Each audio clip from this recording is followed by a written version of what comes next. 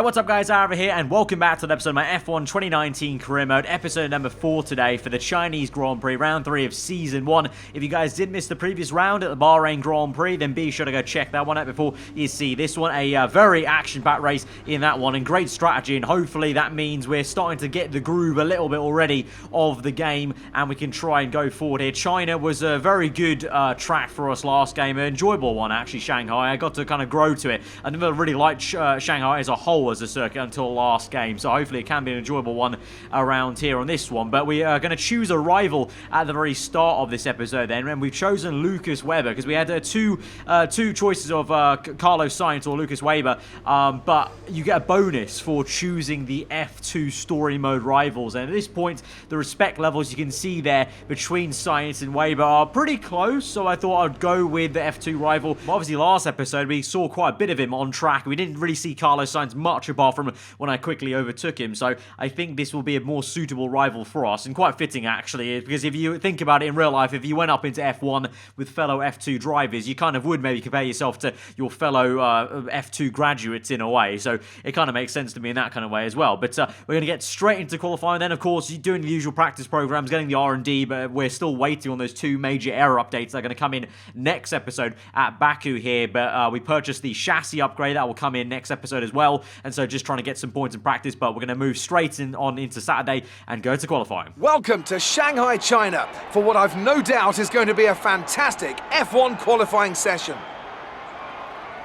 This is a track that tends to ask quite a lot of the tyres, both front and rear.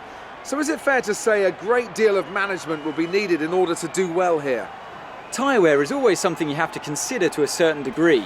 Finding a good car balance that suits the circuit will help prolong the life of the tyre, but it's true that some circuits, such as this one, are more challenging than others. How hard you can push them depends on your strategy and how tight the battle is around you. Alright, so here we are then on our first lap in Q1. It's our 3rd qualifying session with the Alfa Romeo Racing team here this season, the start of our career mode. So here's hoping it's 3rd time lucky maybe to get out of Q1 into Q2. But I don't have huge high hopes because once again it was very apparent the car was lacking that downforce that we solely need next episode at Baku here. You know, long sweeping corners, high speed corners at China really show off the fact we're losing that downforce and losing that pace here. You know, last episode Bahrain, bit of a power circuit, so the engine was helping out on the last sector and the first sector, and Melbourne is street circuit, so we're able to kind of counteract that a little bit in the race. But here at China, there's nowhere really to hide with a lack of downforce. Yes, there's this long back straight, which we are able to find some time, but I can't compromise too much on the setup like I did mention in the middle of last episode, because if you compromise too much and put too much downforce on the car, then you're going to be slow in a straight line. If I compromise too much and try and gain too much speed on the straight, we're going to be even worse in the corners. And there you can see understeering completely off wide on the last corner, but probably losing more time than gaining any by extending the track on the rumble strip there. And we're down to 17th place, a familiar sight for us from last episode as well. But I had a kind of at least a comfort that Raikkonen was down there with me in last place. At this point in the session, 8 minutes to go to the end of Q1, Raikkonen was P20. He had not set a time though, actually, so I'll say that much, but he was still down there, and I'm P19 at the moment. We now move on to the last 5 minutes of quali. Raikkonen has climbed up a little bit now, so a bit of an odd strategy for Kimi there, not setting a time early on, but maybe waiting for the track to grip up, I don't know, but you may as well set a bank lap time maybe. So we're just ahead of Russell. Again, Weber apparently doing a great job in the Williams car, and Butler as well in the Toro Rosso here, and we've got to find some time. We have found some on the exit of turn 1, and but generally at the turn 1 I kind of nailed it a bit more that time, kind of went a little bit earlier on the turn in, compromised the entry and got a much better exit. You know, pretty simple kind of basic racing karting stuff, but sometimes tricky to do when you're a bottom car. You've got a lack of downforce. You sometimes try and overdrive the car, whereas in the second lap I felt, okay, let's take this a little bit easier, try and wean the car in.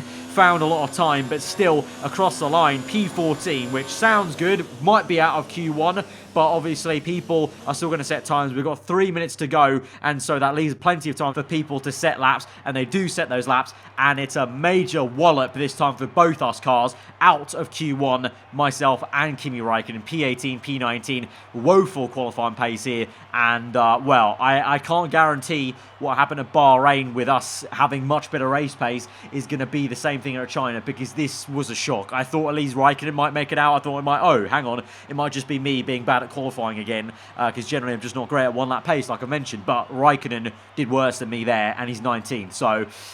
yeah, yikes. Our car does not have a lot of pace around here. Like I said, high-speed corners, nowhere to hide at Shanghai, so we might have a very tough race ahead of us. Yeah, we've got to make the most of it. It's a third race in a row where we might have to make some overtakes, but it does make for some great racing on Sunday. You can't deny that, so let's get into the race. It's time to find out which driver is up to the task of claiming the Chinese Grand Prix. We're here in Shanghai. We're here in the Yangtze River Delta today, home of the 16 corners that make up the Shanghai International Circuit. 54% of this 3.3-mile lap is taken at full throttle, and we'll be getting up to speeds of around 200 miles an hour, with DRS assisting the cars down the back straight before they brake into the sharp hairpin at turn 14. Joining me for today's race once again is Anthony Davidson. Now, I want to ask you about Lando Norris. They're still relatively new to a sport which does have a high learning curve and, of course, little tolerance for mistakes. That's right, it is a difficult environment to come into. In junior categories, you're competing against drivers with similar levels of experience, but some of these guys in Formula 1 have been there for over a decade. But I have to say, in this case, it's so far so good. Before we begin, let's take a quick look at the grid lineup for today's race. Sebastian Vettel will start on pole.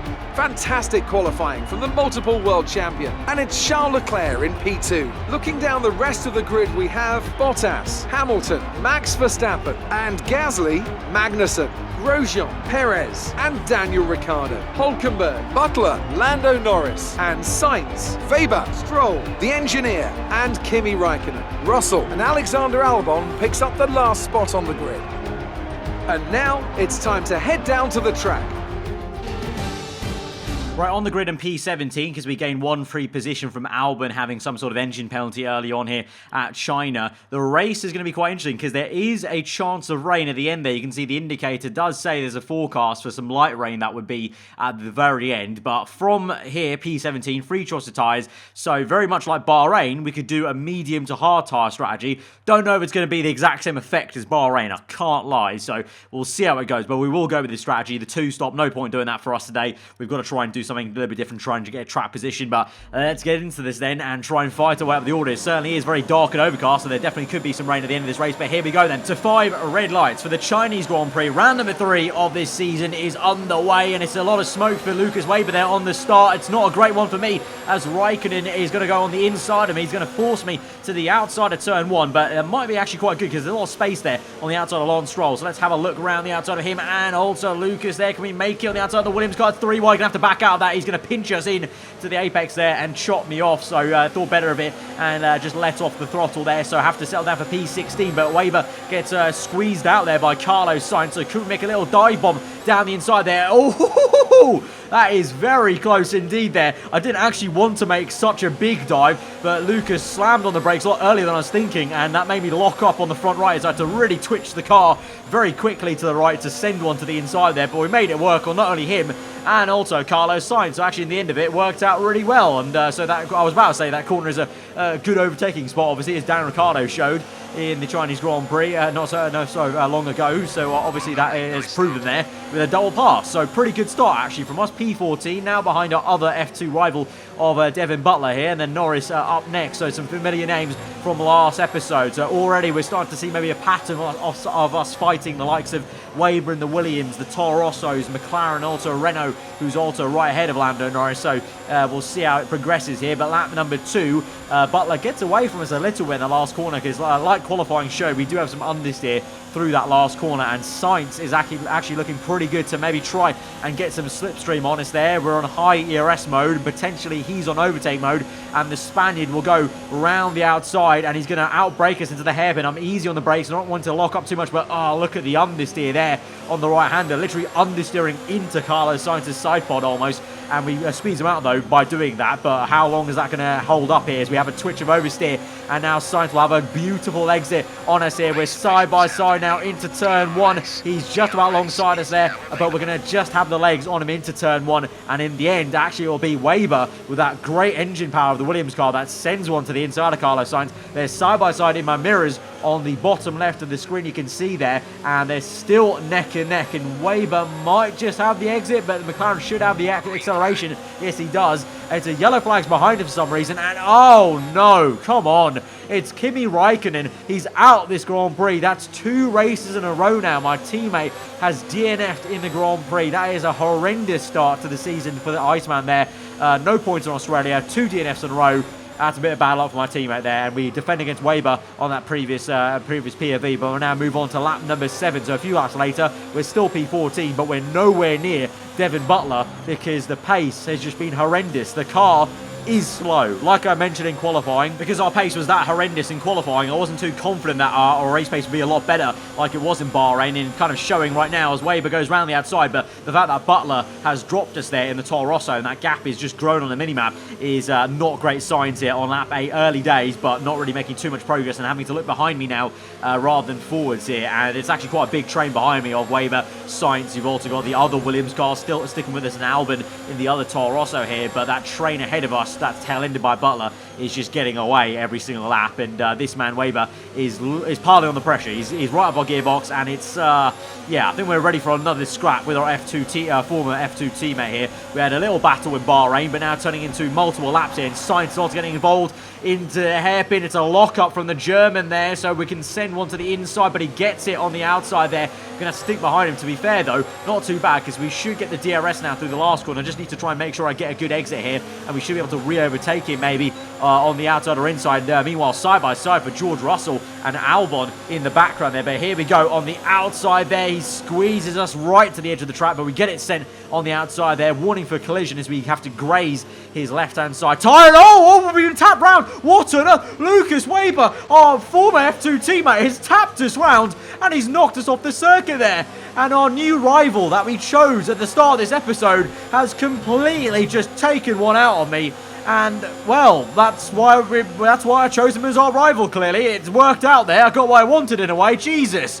Okay, completely. Things have now really hotted up, right? We went 3 wide there with Russell and Albon and got pushed off wide again and almost went off circuit trying to just get back on track here. But, well, let's look at the replay here. What on earth was that? I was just ready to go around the outside. Yeah, we've done the overtake, and then 1 tap and then 2 taps, and he just keeps turning into us there. He literally was turning left into a right-hander. Like, look at the slow-mo replay. Okay, he taps us once, that's fine. But then he starts turning left into us to tap us again and spin us round, and then we're straight off into the wall, into the grass. I'm lucky Carlos Sainz let off then, just didn't slam T-bone me. Otherwise, that might be my race over, really, with some too much damage there. But yeah, completely half spun round across the grass, and then I have a little bit of a 3-wide moment there with Russell and Albon, who are going side by side anyway. I get punted off by Russell a little bit more. And so, yeah, Jesus, right, it's all kicked off then. So much earlier than I ever thought it could, with all my F2 rivals there being punted off into the grass. Right, it's game on then. We're P17. We're fighting for the wooden spoon, really. No points here today, I don't think. But we've got to try and do a better job and try and close back up and overtake Weber with some aggression, I think, to get a bit of payback. But first and foremost, we have to overtake Lance Stroll and Carlos Sainz once again. Carlos Sainz with some front wing damage, I believe, also I saw on the replay on board with Weber, so we'll have to see how that goes. But we're going to gain on Stroll, but he's going to go for a move on Sainz. So do we go for the double overtake maybe on the left-hand side? Sainz doesn't leave us too much room, but we make it around the outside. But he's going to have the better line there, and the understeer is going to kick in for our car. But we just maybe go on the outside. Yes, we do on the left, and we're up the order ahead of the Spaniard, who's not going to come in quite yet there. Probably no point for him. Might as well struggle on and continue on. But now we're going to continue this momentum and try and get Lance Stroll in the Racing Point car. The car going well, actually, versus Stroll. And so at least I'll have the pace against these guys. So it kind of feels good to actually overtake these guys, let alone, you know, forget the fact I have to try and re-overtake them. I already had these positions before, but it still feels nice to overtake some people. Otherwise, it would have just been a bit of a glum Grand Prix, really, not overtaking anyone. But that's all thanks to Weber punting me off. So, yeah, if you can see my face, I'm kind of, you know, gritting my teeth and smiling at that point. So yeah, kind of half cheers for an interesting race, but kind of not cheers because, well, you punted us off. So here we go then. We're closing up to the man, the man in question. and we're going to have to try and overtake him again. And like I said, I want to try and overtake him with some style to maybe kind of send a message to him, basically. That was not on. So here we go, DRS open. We're not going to make a move into the hairpin, I don't think, from this far back here, but we're definitely going to close up quite a fair bit right up his gearbox there. Let him know we're in the mirrors, and then we'll try and line up this pass maybe into turn 1, the very place where the contact was made. So here we go, through the last corner. Apex absolutely nailed. Exit, a little bit rocky on the curb, but then DRS open, overtake mode on the ERS, going to the inside there, and we should have the overspeed to send it to the inside, cut across him. The same exact point where he tapped us round. We're going to now delicately float the car to the apex a little bit earlier and get that P14, but the exit is not too great there, and the traction is not with me versus these cars around me, and so he might have a good enough exit to maybe make a move potentially. We're also on non-ERS, which is not going to help our exit there, but we are just going to about hold it through in P14. But this entire time, you can see the mini-map, the gap to Butler has just grown and grown. So I can't lie, unless the rain changes things drastically, P14 might be the maximum we can hope for this race. We've now moved on to the end of lap 13, and these tyres are very second-hand there. You can see a little bit of chopping away at the steering wheel on the exit of that hairpin. So we're going to come in now for our one and only pit stop of the afternoon onto a set of hard tyres there. Weber has already pit. He pit on the previous lap, on lap 12. So I'm hoping that the undercut did not work for him, but the undercut has been pretty powerful around Shanghai in the past. So we'll just have to kind of see. Hopefully my team can have a good pit stop here, and I've done enough on that in-lap. I did push a lot harder on that in-lap than I was on the previous laps when I was trying to protect my tyres. So here we go. Set of hard tyres on the white wall tyre. A little bit of a slow stop on the exit there. The gear release on this year's game is a little bit funny for me sometimes. It kind of doesn't get into gear properly as it exits the pit box. And there is Weber. He's passed me, and so the undercut has worked. So we have to try and re-overtake him then for what is P16 right now, but eventually will be P14, I'm sure, once some other people make pit stops, because right now Russell's the car behind me, but I'm pretty sure Sainz and Stroll and Albon were still kind of well behind me, so I think they're yet to make the pit stop, so they're going a bit longer here. But the main man we're trying to chase after is this German ahead of us in the Williams car. So here we go, lap 14 here. We've got DRS, so we're a lot closer to him than we were on previous attempts when we couldn't make a dive to the inside of the hairpin. So can we make one now?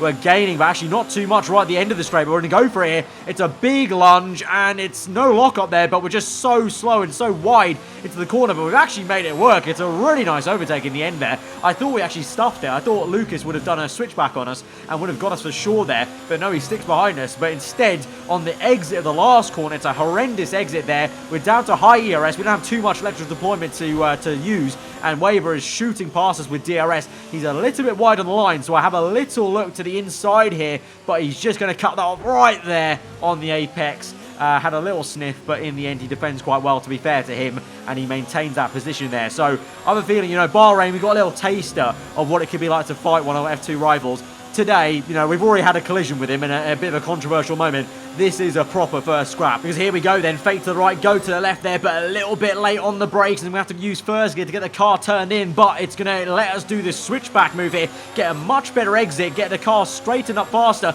and so we're on the outside of the last corner. This is going to be a very tough move to pull off there. The understeer kicks in, and we start riding the curb like a skateboard there on the outside, and so we have to let go of that position, and we're unable to make that pass, but into turn 1, use the DRS, we do close up, and again, pressurizing Weber again though. He's so good at placing the car where he needs to, and again, to the inside, we have a little look, even bigger look, and he squeezes us off into the curb and the grass. At that point, I would have gone the team radio saying, unfair, you have to leave the space, and Weber would have been saying, nah, I was perfectly fine there. So this is getting very frosty, and I'm loving it. I'm living for it right now. This battle is absolutely wonderful at China, and if it wasn't for this battle, this might be a very boring Grand Prix. Here we go then, DRS. We're going to go to the inside now, this time waltz past him, and finally, the pace, the power of the Ferrari engine is well there, but we're wide, and so Weber gets his nose in, and so the battle continues on. I'm making too many mistakes here, and the car is not doing what I need it to do. It's understeering way too much now, and it's just understeer central in this last sector, the last 2 corners especially.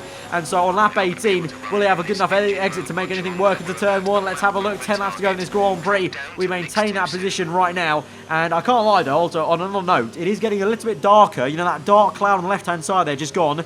I think the rain might be coming and might be on its way, you know. We'll have to have a look. As we move on to lap 20, it's definitely darker. I think the rain, for sure, is on its way. So the weather forecast was correct. And I think any minute now, we might be seeing some rain coming down on our screen. But right now, we're still P14. Butler is miles away. And we really are just scrapping away for, well, basically pride of beating our former F2 teammate P14, but no points on show. But sometimes, you know, that happens in your first season in Formula One, especially if you're in an Alfa Romeo car, which is the second worst car on the grid according to the R&D chart. You know, you're going to have some of these races where, you know, it's a bit of a up and down thing. You know, you have highlights like Bahrain and then low lights like today maybe. But as we go through Sector 2, like I said, look at the chassis, the rain, and now on the screen you can see the droplet streaks across our screen.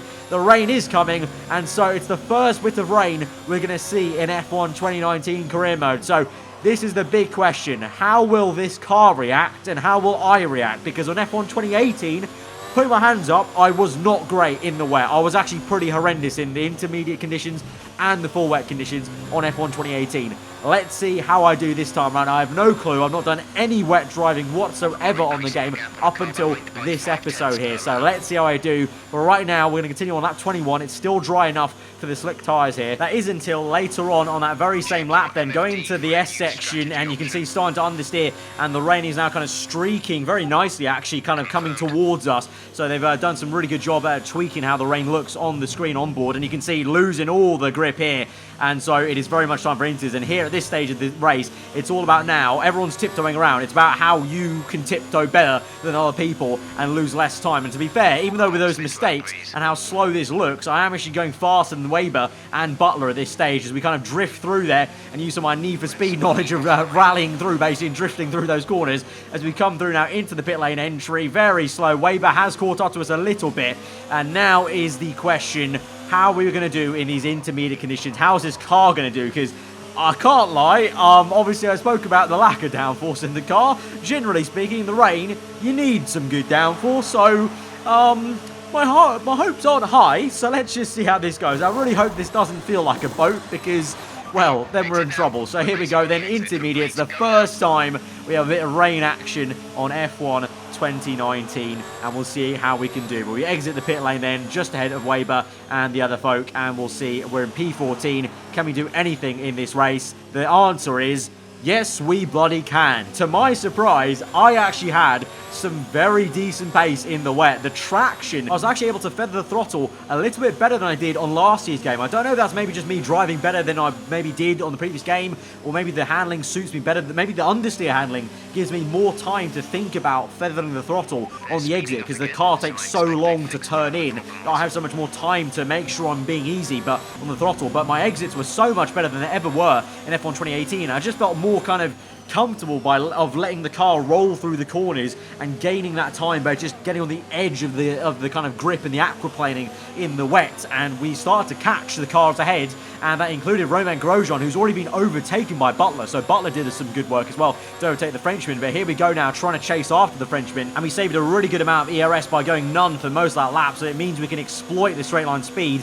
Unlike Grosjean, who I suspect maybe not using overtake mode and hot lap mode of ERS, but we have a little bit of a look to the inside, then go to the outside because I wasn't too sure about making a dive bomb there, and instead we just get him on the switchback to the inside there, getting the traction down earlier, and we're up into P13. So we are moving forward in this race once again. It's taken a fair few laps for us to move forward from P14, but we finally made an overtake up into P13, and we're going to catch Devin Butler as well later on lap 25 this is. We've got 3 laps to go in this Grand Prix as we move on to lap 26. A little bit of a squirm on the exit, but still gaining time, and we're using ERS wisely. None in the corners in Sector 1 and Sector 2, and then using the hot lap mode and overtake mode on the straights and exploiting it compared to the AI, who I don't think are doing that themselves. And so we try and go around the outside of Butler. He's going to squeeze us out there, unfortunately, pinch us into the apex. So a bit of a long play game here with Butler, trying to suss him out, but going to try and get the power down as early as we can here with none ERS, and we've got some great exit speed there. We're going to bump up the ERS mode as well to hot lap mode. Going to send one to the inside. Butler very harsh and defending here, and he's going to really push us to the inside, and we're opposite lock now. Get a bit of a twitch, a bit of the squirm, but we do get it done, and we're up into P12 of the Chinese Grand Prix. So really happy with the end of this race there, actually being able to catch some cars. And we were actually catching Lando Norris. He's just there, you saw on the exit of your screen. He's on the minimap, you can see a lot closer to us, and he was just there through this right-hander, and you can see him in the distance as we go down this straight. So we were catching Lando, but obviously not enough laps to actually catch him to overtake him, but really positive signs there. So I know now, maybe, if there's rain later on in this season, it might not be such a bad thing. I always dreaded when there was a wet weather in F1 2018, whereas now I might actually like it quite a fair bit if there is some rain, because I was actually feeling quite confident in the wet around here, despite the car having a lack of downforce. So there you go, in the end of it, P12 at the Chinese Grand Prix. Very happy with that, because actually it wasn't looking too great. You know, P14, I thought that was the max we could get. Happy to move forward by 2 places. No points, but sometimes you have those races when you're in a kind of midfield to bottom team here. And so we'll have to take it on the chin, and we can move forward, but I can take some positives as well from this race. Good job, you did really well. Super driving. Tell me, Ant, how did they manage to achieve this win? I think that smart tyre management on track and very smooth driving definitely assisted in their victory today. That combination meant they got the absolute maximum out of their tyres at all times. After an excellent performance at the Grand Prix, I'm sure there'll be plenty of celebrations tonight amongst the Mercedes team, and they certainly deserve it.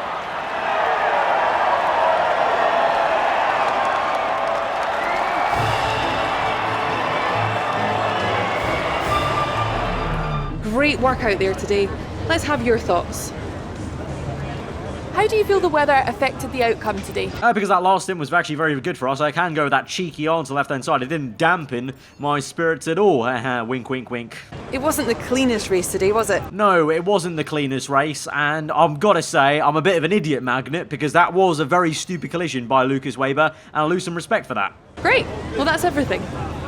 But I couldn't care less, because that was a deserved comment. But in the end, Valtteri Bottas then wins the Grand Prix, so breaks the deadlock Leclerc had with 2 wins in a row. Bottas is the new winner in F1 2019 there, and the first winner for Mercedes, actually, surprisingly. Lewis Hamilton not performing yet in this season, and it's a 2-3 for Ferrari there, and it's a really poor race for Hamilton, actually, behind Verstappen there. For us, obviously, P12, I can take positives from that, and obviously Raikkonen, another DNF.